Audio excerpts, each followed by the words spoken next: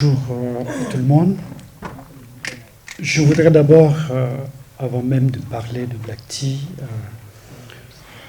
vous dire que être à Dakar, être aujourd'hui ici, en tant que cinéaste africain, c'est un moment très important parce que le Sénégal, c'est un pays de cinéma. Le Sénégal a offert, non seulement à l'Afrique, mais au-delà de l'Afrique, des œuvres immenses avec des metteurs en scène dont j'ai eu la chance de rencontrer. Je vais citer La fierté d'un continent et au-delà, Sambène Ousmane, Djibril Diop Mambéty, et Samba Félix, William Baye, etc., Moussa Senabsa et Mansour Sorawad, qui sont de ma génération. Et je pense que c'est important qu'un pays soit le porte-drapeau du cinéma. Le Sénégal fait partie de ça. Mais je suis aussi ému d'être là, tout simplement en tant que citoyen africain. Et j'ai le sentiment que j'arrive dans un pays dont tout le continent peut être fier aujourd'hui, avec ce qui s'est passé récemment dans votre pays, qui pour moi je l'associe comme une victoire africaine, un peu comme la bataille d'Adwa en Éthiopie, qui était une victoire africaine, parce que c'était une bataille contre l'envahisseur italien. Et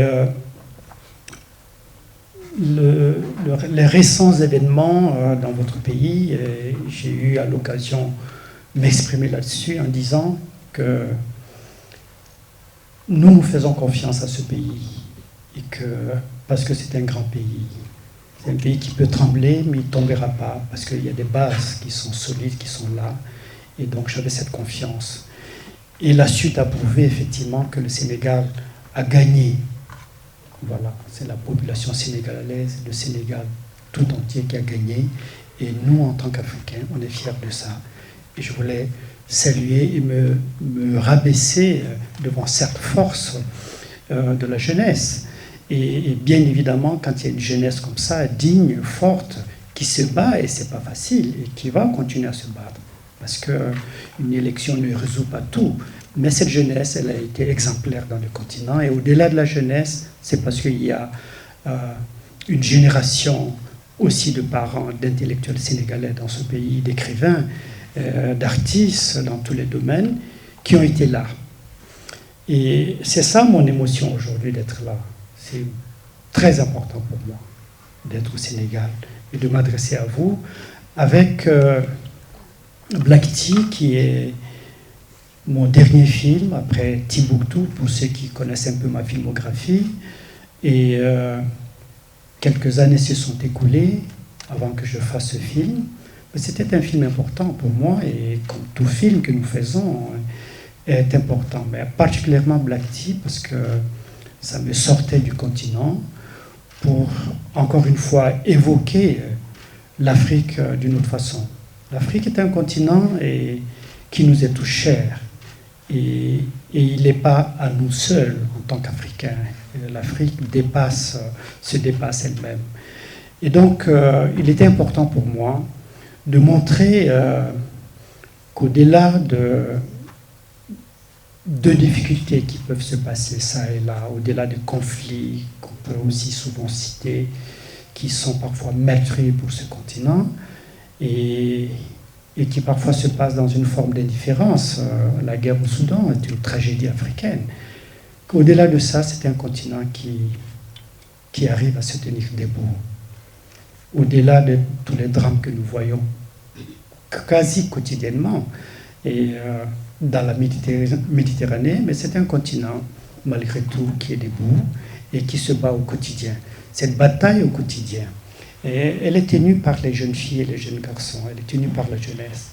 Et donc moi je suis fier de ça, et c'est pourquoi j'ai essayé de montrer dans Black Tea un continent qui veut une sorte d'égalité, de rapport les uns avec les autres. Voilà la trajectoire de Black Tea. Je dois dire tout d'abord que si on prend le personnage de Aya dans ce film, il était important pour moi de parler de la femme de façon générale.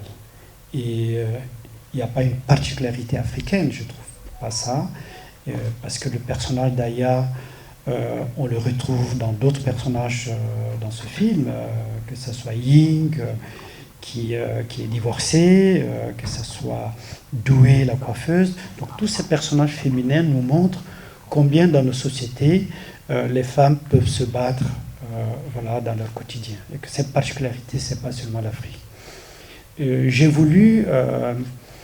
J'ai choisi cette aventure parce que, pour ceux qui connaissent En attendant le bonheur, un de mes films, dans En attendant le bonheur, il y a une petite séquence où on voit un Chinois qui est voilà, en Mauritanie, voilà, qui est un vendeur de petits objets, et on voit une scène où le Chinois dîne dans un petit restaurant avec une Africaine.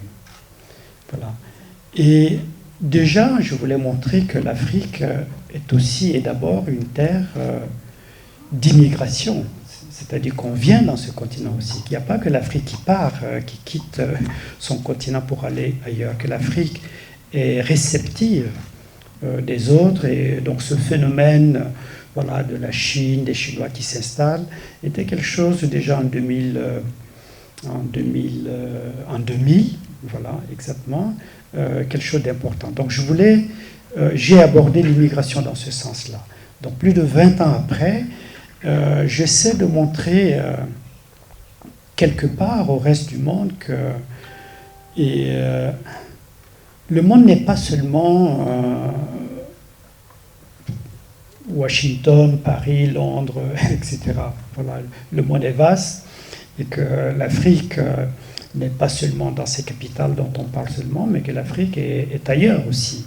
Et moi, j'allais souvent en Chine, j'ai vu comment il y avait une immigration très forte dans cette ville qui s'appelle Guangzhou, comment les jeunes filles et les jeunes garçons viennent, voilà, travaillent, achètent des choses, répartent. Vraiment un dynamisme extraordinaire. Et quand les gens sont là-bas, ces jeunes qui viennent, ils apprennent, ils parlent chinois, ils discutent avec les Chinois. Voilà. Ce dynamique, ce monde qui existe, qui est à peu près, qu'on le veuille ou non, l'avenir en fait. Quand je dis l'avenir, c'est pas la Chine et l'Afrique est l'avenir de l'humanité, mais c'est une donnée qu'il faut véritablement en tenir compte. Et ça, c'était important. Et je fais un cinéma, même si Black Tea, c'est vraiment une histoire d'amour ou de non-amour, voilà, ou une histoire aussi où le sujet du rejet de l'autre est présent. Mais c'est aussi un film qui cherche à avoir une force, voilà, avoir une force de la jeunesse, une force africaine. Et bien évidemment, quand on va à Guangzhou, quand on voit, et la réalité s'impose. À Guangzhou, il y a des francophones, des anglophones, voilà, on parle chinois, on parle français, on parle anglais, on parle lingala, on parle kiswahili, etc. Donc c'est ça aussi, cette dynamique et qui, à mon avis, était important pour moi parce que l'humanité, de toute façon, n'est que rencontre. Voilà, toute humanité, c'est rencontre. C'est parce que quelqu'un est parti là, un jour, a rencontré telle personne, et voilà, un enfant naît. Nous sommes tous nés d'une rencontre quelque part. Et ces rencontres peuvent avoir une dimension géographique différente, mais c'est l'humanité qui se construit comme ça. Et parfois, on en a connu, il y a des rejets avec la rencontre de l'autre. Je préfère ne pas utiliser le terme racisme et tout ça, mais je dirais le rejet de l'autre, la méconnaissance de l'autre, la peur que l'autre peut créer parce qu'on ne le connaît pas. Et là, l'artiste doit toucher ces sujets-là et le montrer s'il le peut. Satisfaite? Le thé. Alors, le thé dans Black Tea, c'était... je voulais d'abord montrer que Aya s'intéresse à l'autre, à la culture de l'autre. Et elle veut construire quelque chose. Et donc, elle choisit le thé. Elle lui dit d'ailleurs, je reviendrai un jour chez moi, je vais construire, je vais créer un espace de thé. Mais le thé, symboliquement aussi, en Chine, était très important. Moi, je voulais montrer qu'elle était capable d'embrasser la culture de l'autre. Voilà, que ça, c'est important. Et ça, c'est plutôt une force d'aller vers l'autre, d'embrasser sa culture, ce n'est pas une faiblesse. Donc je voulais montrer Aya comme ça, mais aussi sur un plan du dispositif cinématographique, créer dans cette cave, dans ce sous-sol, ce dispositif d'apprentissage du thé, donner à ces deux personnes une forme d'intimité pour se connaître, se rapprocher petit à petit, et que le toucher arrive, parce que ça c'était important. C'était important de faire... voilà, c'est un cinéma qui ne montre pas forcément que les gens s'embrassent et que c'est ça l'amour. C'est pas ça. Il y a le respect de l'autre, il y a voilà, une quête de quelque chose avant de se lancer dans une aventure beaucoup plus complexe qui est de se marier, etc. Et donc, le thé permettait ça, permettait ce rapprochement entre deux. Et c'est là d'ailleurs, si vous vous rappelez, c'est dans un moment de toucher que Liben, le fils, arrive et voit que son père est en lien, voilà, avec une autre femme qui n'est pas sa mère, etc. Donc, ça ne le gêne pas. Et d'ailleurs, vous voyez, c'est pour ceux qui se rappellent, dans la scène peut-être c'est une question qui viendra, dans la scène presque à la fin du film, le dîner d'anniversaire, et même si c'est une situation raciste, de rejet d'un grand-père, mais c'est Liben qui a 20 ans, qui fête ses 20 ans, qui dit non à son grand-père, donc qui dit non à une génération. Ça veut dire que les générations d'aujourd'hui sont capables de changer le monde qui vient et qu'il faut faire confiance. Moi, j'ai une approche, si vous regardez un peu ma filmographie, je ne fais pas beaucoup de films. Hein. Je les fais tous les 6 ans, tous les 7 ans, etc. Un acte cinématographique, c'est un acte important. Et que je prends peut-être le temps de mûrir les choses, de faire un travail, de chercher, et voilà, les choses arrivent. C'est comme un enfant qu'on fait tardivement, à la limite. Hein. Ça peut arriver dans la vie, et les choses ne sont pas si schématisées. Mais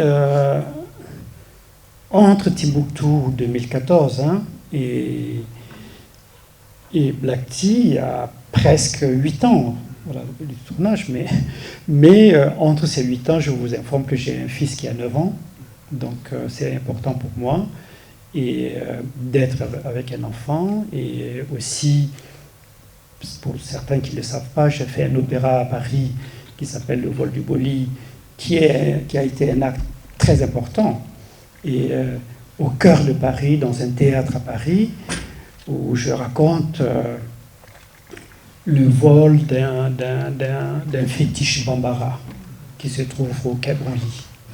Et ce qui est extraordinaire, aussi possible, et qu'il faut saluer, cet opéra a été possible parce qu'il y a une volonté de certaines personnes qui sont en France, qui sont des Français, qui donnent la parole à moi et qui fait un acte politique à travers un opéra. J'aurais voulu que cet opéra puisse voyager en Afrique. Ce n'est pas le cas, parce que nos politiques ne sont pas là pour des choses comme ça, et c'est ça qui est dommage. Il y a d'autres qui arrivent à nous accompagner dans la création artistique, comme l'opéra ou mes films, mais nos pays n'ont pas vraiment une grande vision de tout ça. S'il y avait une grande vision de tout ça, je pense que beaucoup de jeunes qui ont aussi une dimension pas seulement politique, mais poétique, qui ont envie de faire des films. Mais pour qu'on fasse des films, pour qu'on fasse plus de films, il faut qu'il y ait une réelle industrie, une dynamique, que ces films soient financés et produits. Et ça manque. Et voilà, j'ai pas vu le temps passer. Et je considère aussi que voilà, que je ne suis pas le seul porte-parole d'un continent, ou voilà, je me positionne pas comme ça.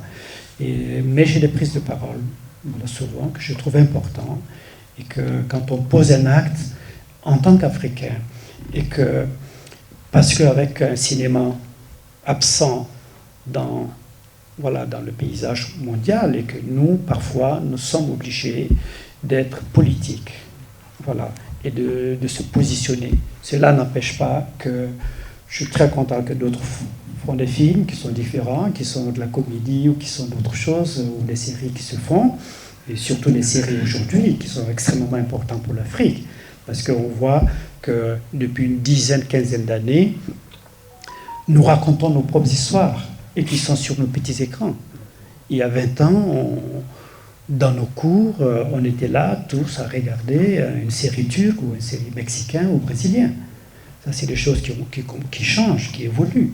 Donc, il y a vraiment une place, voilà, de créativité et de création pour tous. Il suffit de s'y engager et de le décider. Moi, je pense qu'il faut pas faire face, il faut contourner les choses ou utiliser les choses de façon générale. Chaque outil qui arrive dans ce monde qui change très vite est un bon outil si on l'utilise dans le bon sens. Voilà. Et pour parler de l'impact du film, donc il vient de sortir et je suis très heureux, vraiment très heureux. Non seulement j'ai été accompagné par des productions en France, mais aussi ce film a été porté par Gaumont pour la sortie française et la vente internationale. Le film a été vendu dans beaucoup d'endroits, beaucoup de pays. Il y a des sorties qui se font, plus ou moins avec des succès, avec moins de succès. Mais vous savez, faire un film, c'est aller à la rencontre de l'autre. Voilà, c'est partager quelque chose, partager une vision. Ce public, parfois, est nombreux, parfois il est moins. Mais moi, je pense qu'un seul regard porté sur une chose peut se multiplier par plusieurs. Et voilà, et transformer les choses. J'ai voulu vraiment un film qui va à la rencontre. Voilà. Et donc, je le disais au début, faire un film et qui est à Dakar aujourd'hui, qui est aussi un des pays qui a des salles de cinéma. Et alors qu'il y a une quinzaine d'années, il n'y avait plus de salles de cinéma. Dans certains pays, il n'y a pas de salle de cinéma. Dans mon pays, il n'y a plus de salle de cinéma. Et il y a des salles de cinéma au Sénégal. Ça se fait. Et donc, que ce pays montre mes films, montre ce film, est quelque chose d'important. Et c'est pourquoi votre présence est très importante pour nous. Et vous ne les voyez pas, mais j'ai le dos cassé. Mais je viens, je n'annule pas ce genre de voyage, je viens parce que je viens et je sais que je fais face à une presse qui s'intéresse aux choses qui ont du sens. Cette presse, elle est multiple et diverse. Et donc sa multiplicité, sa diversité est une richesse. Voilà. On prend ce qu'on prend, on laisse d'autres choses. Et donc c'est très important. Je profite de ça pour rebondir sur votre question, en fait, pour juste compléter, parce que j'avais une idée et que j'avais perdue dans le fil lorsque je parlais de la scène d'anniversaire, ce conflit où on voit, où il y a le rejet, etc., et que Liben prend la parole contre son grand-père. Il dit une chose qui est très importante et qu'il va falloir que vous relayez aussi dans ce film. Il dit, quand le grand-père parle de la roue de la soie, il dit, cette roue de la soie, pour moi, elle n'a pas de sens si elle ne met pas les gens ensemble. Et c'est ça la réalité. Il ne faut pas que l'Afrique soit un terrain économique pour les autres, pour prendre seulement des choses. Nous avons longtemps souffert de ça et nous cherchons à changer ça. Et donc, il faut que nous soyons capables. Et la Chine peut être une chance, elle peut être aussi une malchance. C'est à nous de nous positionner. C'est à nous de transformer cette route de la soie, qui est une route économique, à une route véritablement de rencontre humaine, parce que nous avons à donner à l'humanité. Nous avons donné, nous donnons à l'humanité. Non seulement nous sommes capables de donner, et de prendre aussi, et cette dynamique et cette vision du continent, je pense que c'est très important. Un artiste doit vivre le quotidien avec les gens, doit prendre la température du pays, voilà, au-delà du continent, et être un élément d'alerte en quelque sorte sur ce qui se passe. C'est ça le rôle de l'artiste aussi, être un citoyen témoin, voilà, pour jouer son rôle. Tout comme les journalistes sont aussi témoins, voilà, de leur époque pour défendre et parler des choses. Et ça, c'est très important. Et pour moi, il est important de valoriser à chaque fois cette richesse du continent, l'Afrique, qui est souvent vue comme une pauvreté. Et Aminata Dramane Traoré, pour ceux qui la connaissent dans le film Bamako, elle dit une chose qui est très importante, que la principale caractéristique de l'Afrique, ce n'est pas sa pauvreté. Elle est victime de ses richesses.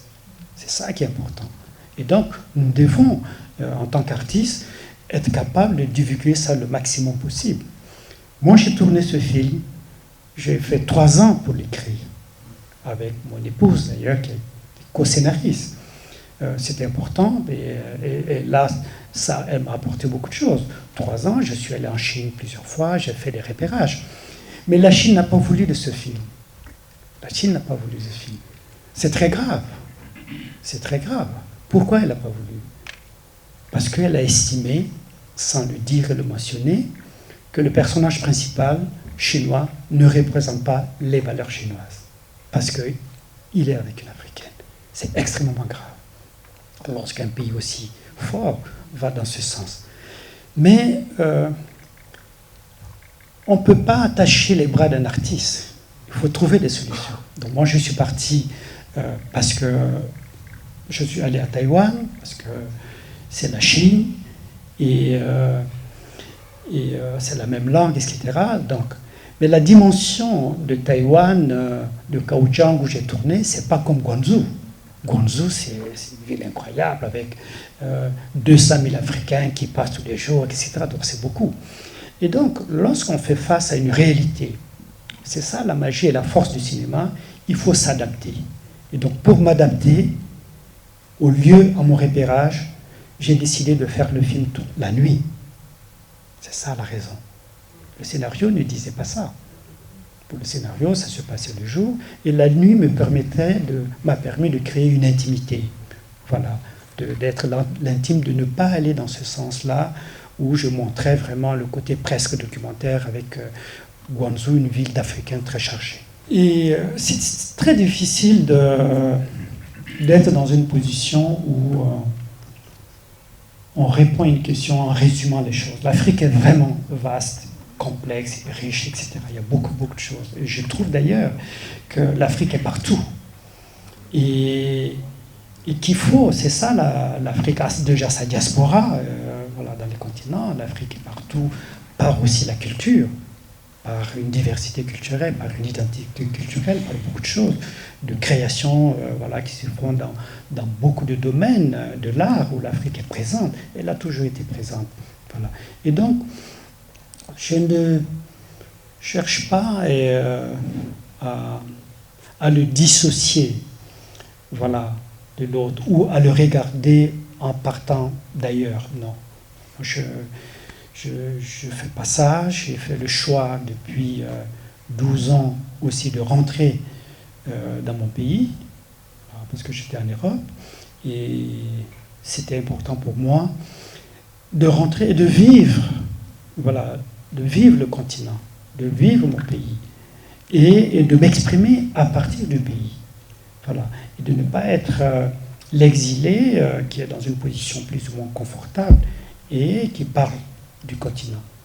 Mais tous ceux qui parlent du continent en n'étant pas dans le continent ont la même légitimité de le faire.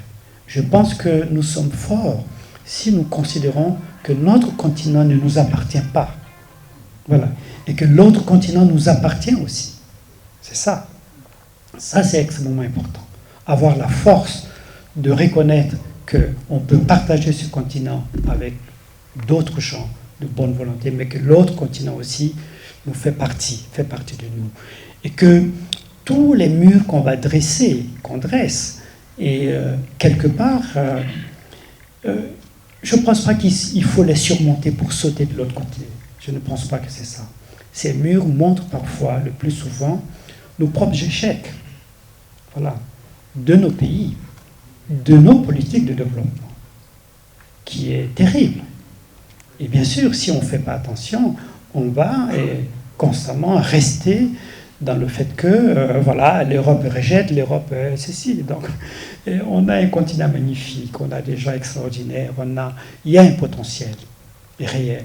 Et il faut que le politique s'attache à ça, voilà, pour magnifier ce potentiel qui existe et que nous soyons un continent fier de ses enfants et un continent qui partage. Le monde, il est riche s'il y a un partage qui se fait. Voilà. On a longtemps souffert du fait que certains prenaient et ne donnaient pas. Voilà. Aujourd'hui, il faut changer un peu ces donnes, être en partenariat vraiment avec l'autre, parce que l'autre t'enrichit, l'autre t'apporte quelque chose, et je pense que ça, c'est important.